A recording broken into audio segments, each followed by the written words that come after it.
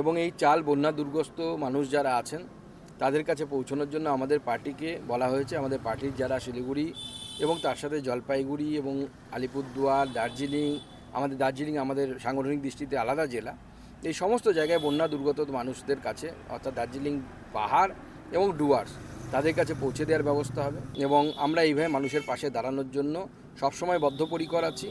আমরা চাইছি যারা মানুষ বন্যা বিধ্বস্ত আছে তাদের পাশে সরকারও দাঁড়াক, আমরাও আমাদের দাঁড়ানোর যতটুকু সামর্থ্য সেই অনুসারে আমরা চেষ্টা করছি।